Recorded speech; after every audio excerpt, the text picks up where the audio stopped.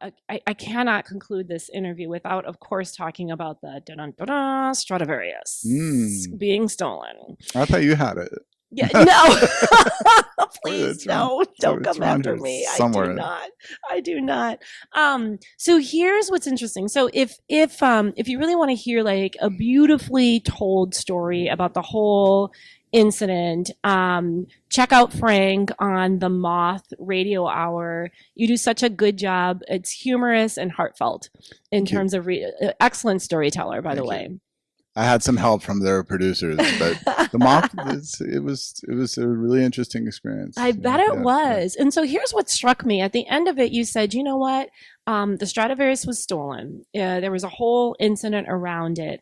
But at the end of the day, that is a piece of this violin's 300 and some history, right? That happened. It adds to its history. And you were kind of, I think you actually said you were sort of a blip in that occurrence. But you are here. That incident really had an impact on you, right? Personally, professionally, and not to mention all the media and the attention and everything that comes with it. Just tell me a little bit about that. What did that incident, what was the impact that it had on you and the aftermath? How would you describe that? It was really surreal, and it continues to be. That's one of the really interesting things about that story, is that it just doesn't seem to die. I mean, first and foremost, I think on a human level, it was an armed robbery, and I don't care who you are. If somebody shoots you with a taser and steals your wallet, that's one thing. But that instrument, I had it a long time, and as I said in the story, it really felt like somebody tearing off one of my arms. It's a cliche, but you live with these things almost more than members of my family in certain ways. And so there was that, and then the initial shock of what had happened. And then it was such an unusual crime. It's still singular. I mean, there's FBI people and MPD people who had never even heard of anybody trying to steal something like that. Right. For the simple fact that you can't do anything with it. Yeah. It's worthless the minute you take it, and plus the entire world is looking for you. Right. Yes. I don't think that those guys just didn't get that far. They knew how to steal it, but so I have to hand it to them, whatever, anybody thinks of the police and the FBI. Some of these guys worked 18-hour days, and they understood. We had a police chief who really got it right away. That Flynn was a huge arts supporter. He went to the Symphony. I actually kind of knew him. We hung out a little bit. He got it right away. That was amazing to me, because he in a lot of other cities that wouldn't happen.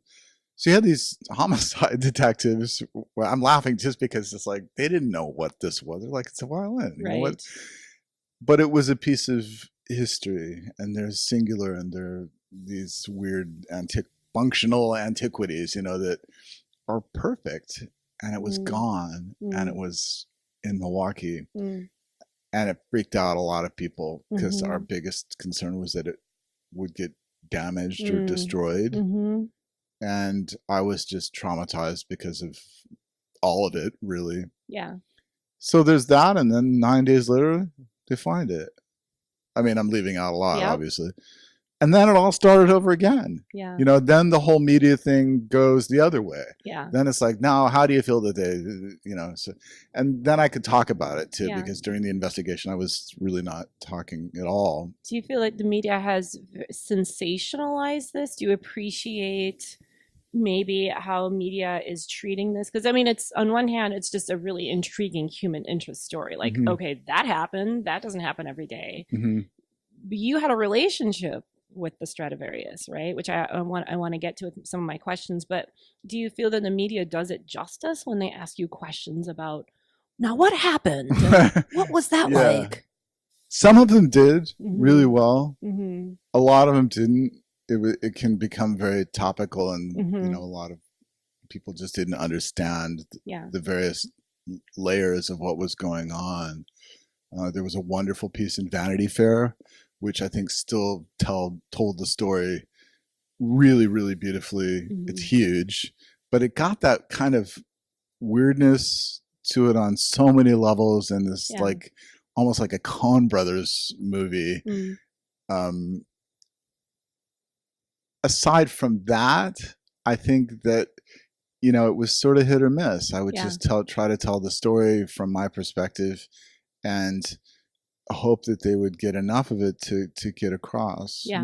One thing that I remember very vividly being cognizant of during that whole episode was, you know, this could have easily careened into a kind of social justice, elites versus non-elites, Mm. classical musicians Mm. versus the guy with the barbershop on the north side. Mm-hmm. And that didn't happen. And I Mm-hmm. was really, really happy Yeah. about that because nobody cared about that. Mm-hmm. I mean, I was talking to people in this city during those 9 days and especially afterwards from every socioeconomic background. Yeah. And, of course, the symphony had their own views on what had happened. But, the people that were friends of these guys, or the people when I finally made a victim statement and showed up in court, I was talking to people and they're like, they're basically apologizing. They Mm. don't want that. Mm. Like we need more of that in this community, Right. Why do you think that is, Frank? And how because I much? think we were honest. I think Okay. we were honest about it. Okay. It wasn't a racial thing. Mm-hmm. It was an artistic thing, and it was almost a matter of civic pride. Mm-hmm. Mm-hmm. That's really what it was. Yeah. It was almost like somebody, you know, kind of like, how dare you do that? Do you think also that it was because you were involved? And I think the way that you carry yourself and how people know you is you're not this elitist. I mean, you spend your life trying to show that the symphony is an art form that has many ways about it, and you try to connect with people on so many levels. How much of it was because of who it happened to, and it was you? That's an interesting question. I hope so. Mm-hmm. That's I think probably I mean, I think the that has best to be a answer piece of it. I could come up with. Right. Because to me, it didn't care. I didn't care who took it, Right. or all I knew is that this happened, Yeah. and it was about getting it back, Yeah. and something that affected the city as a whole. Yeah. Not just the MSO. Yeah. Not just me. Yeah. It was Yeah. So more important than that. Is it true then you came to have the relationship with the Stradivarius because there was a couple here in Milwaukee, like not far from where you live, that had it and reached out to you? I mean, is it true that it was that fortuitous?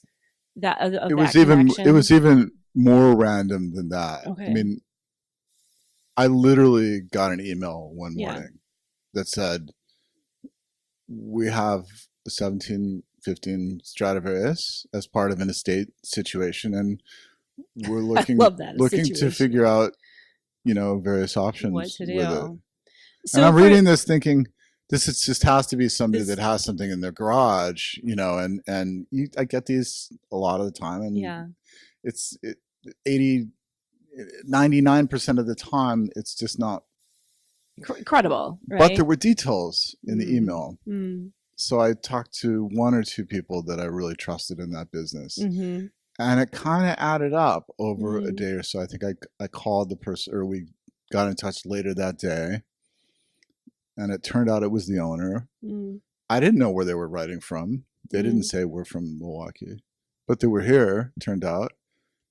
And like a week later, we met, just a couple days later, we met down at a storage locker down in the 3rd Ward. And we happened to hit it off just personally. And they really were looking for guidance on what to do with it. Somebody had passed away and they had this instrument in their family since like 1963, right? And it turned out it looked like the same violin that nobody had really seen a lot of since about the early 90s. So it started to add up, and I was like, is it possible this thing, when I first met them, the violin was nowhere to be found. And I finally had to say, like, where is this? And this violin that you speak of? Right. But I had seen a lot of insurance papers and authenticity things and stuff that, they probably at that point didn't even trust you to bring it out, right? Listen, I don't know how this happened. They wrote me. I'm happy to I'd had some of these instruments before. They told me later on. That's one reason they reached out. Yeah. I felt, and also once we sort of made a connection, I think that was important. They did. Yeah. We were I was interested. I think they thought for the right reasons. Yeah. It wasn't like, hey, do you want to play this thing? It was like, we're just looking for options. We know what we have, but we don't. That's not really our world. Right. So anyway, it turns out the thing, they had wisely put it in a bank vault downtown. Yeah. Like 150 feet from the concert hall.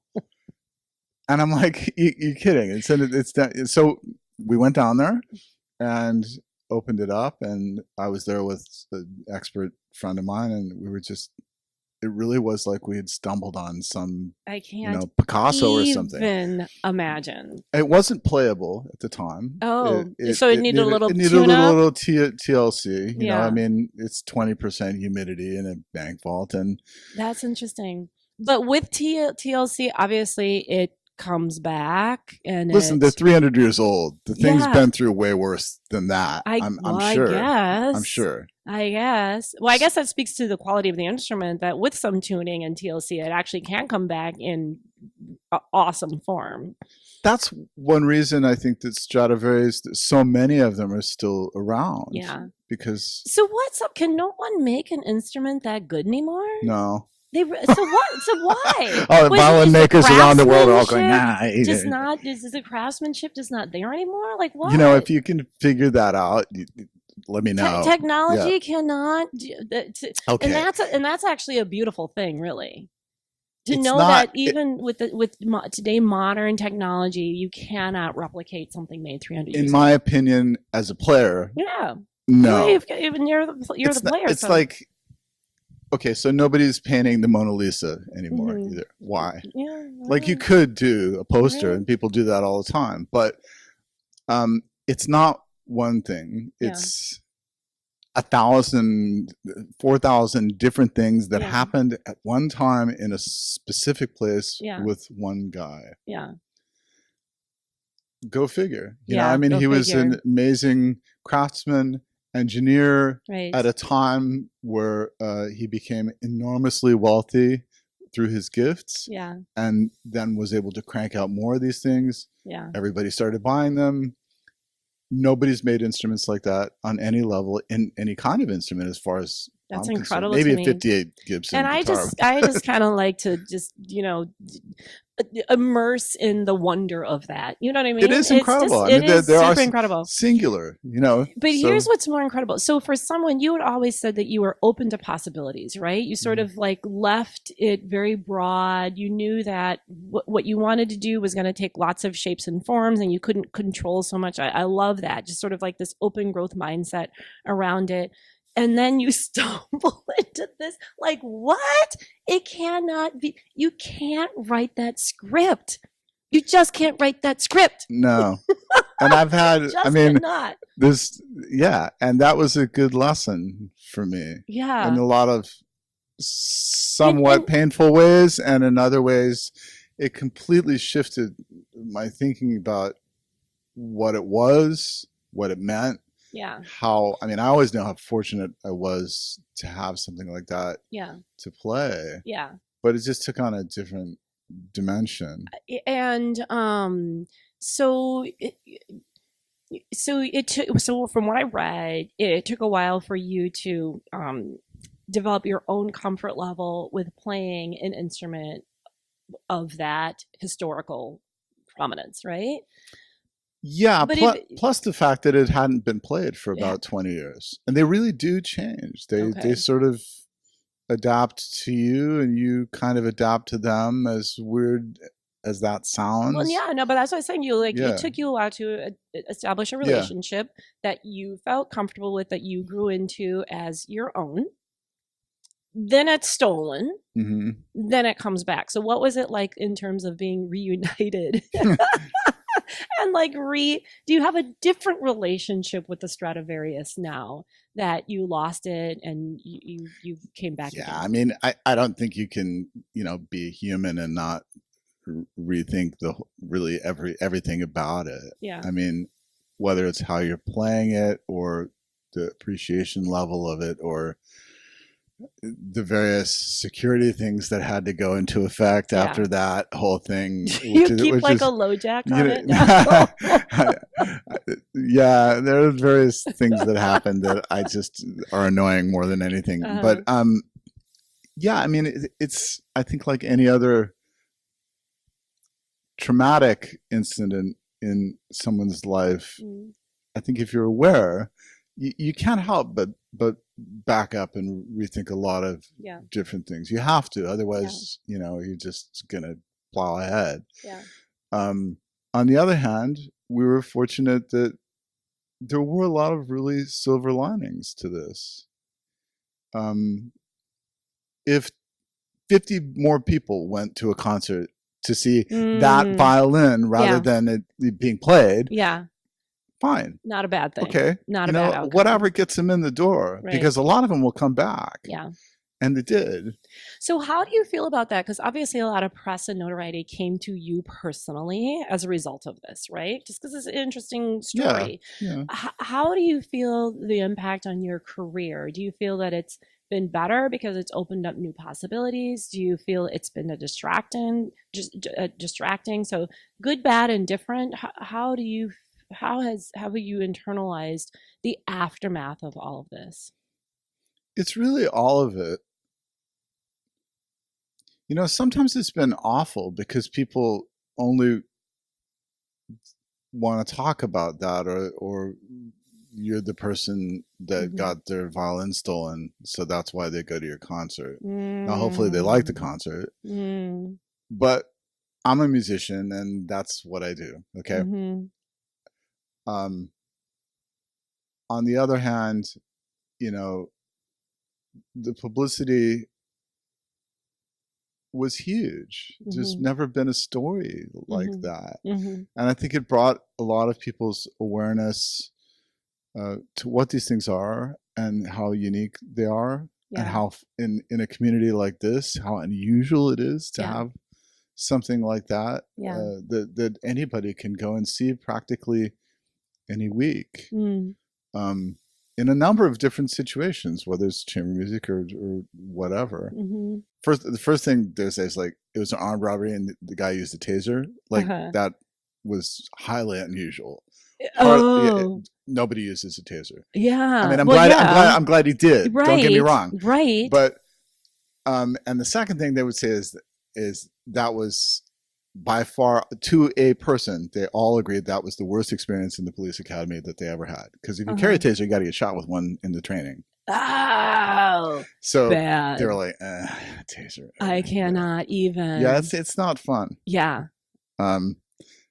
So Yeah. yeah, So, and not to minimize it. All right. So, this experience that you had, I mean, I'm glad you said that. It actually, in fact, was an armed robbery with a weapon that was used on you. yeah. Right. So, I mean, to be fair, And traumatic. planned for many years. It turned out. Right. Which then has its own level of like the feeling of like someone is, stalking you and someone, you know what I mean? Like Well, they plotting. were. Yeah. I mean, that's an element that I think a lot of people don't know, Right. and that I didn't even know. It took me. Yeah. They didn't tell me that until 3 or 4 months later, and a Yeah. couple of I mean, so detectives. that at like the Yeah, whole creepy factor, yeah, it was like weird. so I mean, I'm sure you don't even think of your own safety in the same way, right? I mean, violated, really, essentially. Your Yeah, space, your it safety, it everything. was strange. I Yeah. mean, the Yeah. guy knew a lot, Yeah. Yeah. way more than I would have expected anybody, especially for what the result was. Yeah. Part of me was like, wait a minute, you spent 3 years doing this, and Yeah. that was the goal. I mean, Yeah. yeah, But traumatic nonetheless, yeah, of right? course, So yeah, so sure, this topic of then you're an artist and you have the music to turn to. And then, of course, with the passing of your wife. Um, so, this topic of trauma, music for you, but arts in general. Do you want to talk a little bit about that in terms of the role that that plays in your own healing personally, but in healing in general, and what we can take away in terms of the role that the art plays with that? Well, I think it's two separate things, really. Okay. I mean, for thousands of years, the arts have been used in a sort of healing capacity. Um, Hospitals have art exhibits and have musicians come in and play, and there are physiological benefits to patients. Mm-hmm. I mean, demonstrable. But if you're a professional musician or professional artist, and you have something either like your violin getting stolen, um, or in my own case, within a relatively short period of time after that, within a couple, it was just when things were sort of settling down, Mm-hmm. I felt like, it was kind of um, stabilizing a bit. And my wife got sick, and we've been together for quite a while and had Mm-hmm. two young daughters. There were, I think, 10 and 9 and 11 at the time. And she passed away after about a year and a half, 2 years. And those two things on top of each other, in a way, I think when you're doing the kind of job we were just talking about, Mm-hmm. then you're really out of control. I Mm-hmm. mean, everything is upside down. Yeah. Nothing, you just have to do what you can do. Mm-hmm. Um, I made a conscious decision, for a variety of reasons, to use what was happening in my life situation to help as much as I could with my own well-being artistically and with the situation I was coming home to every day. So what I mean by that is that, there were some people that really didn't understand why I kept playing and I Mm-hmm. had to go down Mm-hmm. and just keep playing. Yeah. There were times, of course, when I couldn't be there just because of everything that was going on.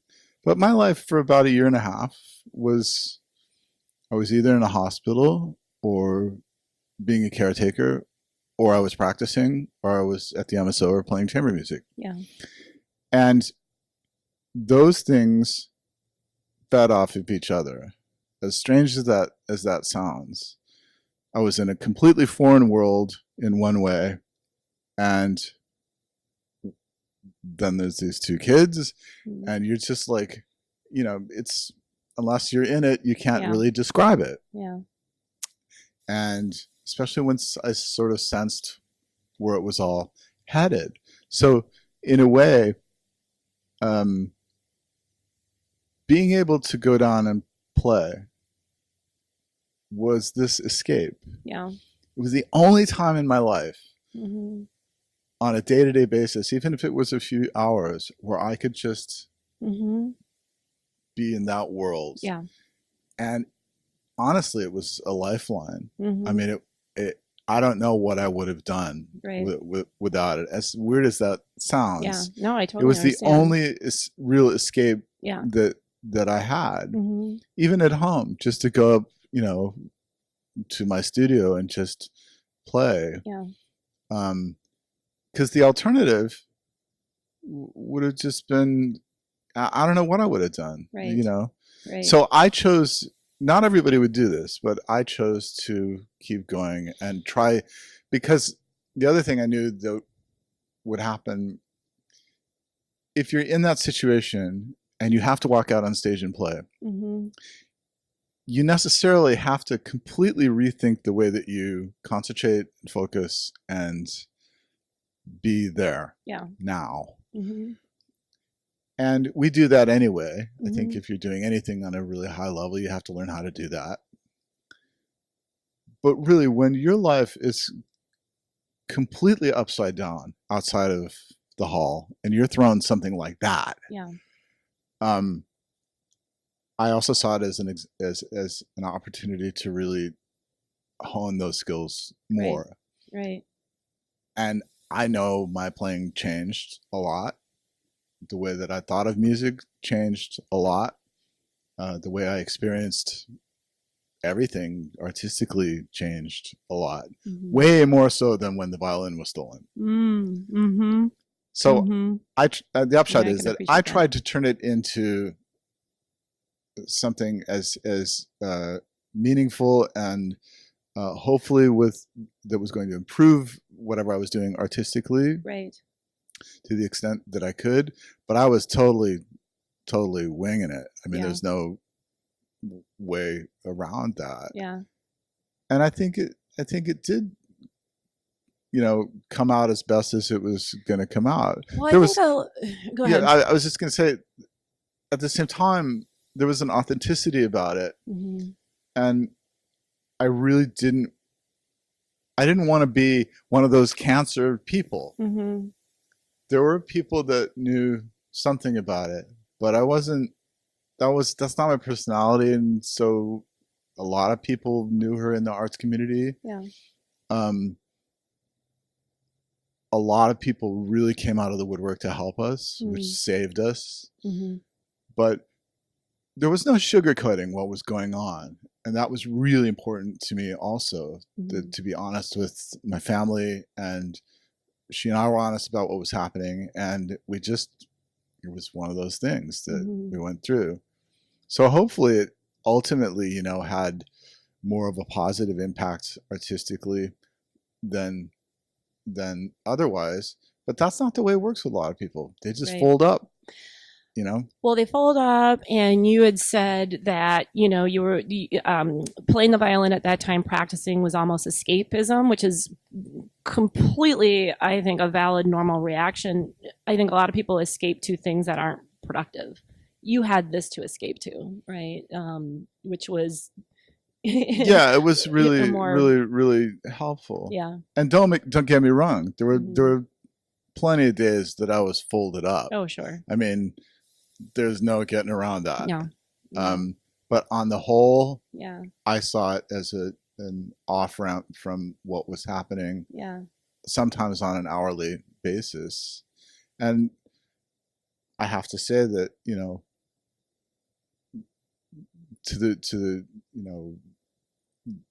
to their incredible credit, the MSO was incredibly supportive, especially my colleagues in the orchestra who knew what was going on. And I have two assistant concertmasters, and sometimes they'd find out the night before I'm not going to be there because I got to go to the hospital or whatever. Yeah. And everybody kind of empathized. That's when you really appreciate your work family and the community. Yeah. I think that's around you. Yeah, the community you. really stepped up. Yeah. Thank you for sharing that. Yeah. All right. So last question. I gotta bring it back to No Studios, right? Yeah. Thank you for being a member of No Studios. And what does membership at No Studios or No Studios mean to you? I think this place is amazing. I mean, when I first walked through, I'd never heard anything about it except through a colleague of mine at MISO. And we came in, and I remember thinking, like, why didn't anybody think of this before? It's brilliant. Anything can happen here. Like, you can show films, you can have lectures, you can have musical events that are, because it's not so huge. Yeah. You can have a kind of individual connection. You can mix all kinds of elements of the community together and have that overlap. Yeah. It's a collective in I think the best sense of the word. And that word, I think, gets a bad rap in a lot of ways because usually, it's a bunch of people like, let's put on a show, and let's get some people together, and 2 weeks later, everybody hates each other, because they don't know what each other's doing. And, that can happen. And the vibe here is more of curiosity and respect, and even if you have no idea what you're in for a certain event, you're still going to have hits or misses, but hopefully you're going to have more hits and then people crossing over and Yeah. maybe collaborating. And I just think that's, totally unique, not just in this city. I wish it would happen in other places too. Oh my gosh, well, that's great to hear because you've lived and traveled and played all over the world. So I think to hear you say that you see something special here that you haven't seen in other places it's totally is really unique. meaningful. And I hope to get involved more. Oh my gosh. That's great. Yeah. Thank you so much for spending Thanks. so much time with me. I was inspired. I learned a lot. Gosh, Great. what did I learn? You learned kind of what a concertmaster does. I actually did learn what a concertmaster did, which is really important because I was baffled. I learned that, stuff goes down on the stage that we don't always see, which is actually also very interesting. Yeah. But mostly I learned, everyone said you were a nice guy. That is true. But in addition to that, I'm also going to add curious, outgoing, thoughtful. I just kind of like your whole mindset and your whole perspective. You're always growing and learning. It's good for the Milwaukee Symphony. It's good for Milwaukee, and because you're a member of No Studios, it's good for No Studios too. Thank you very much. Thanks for having me. Thank you so much. Thanks.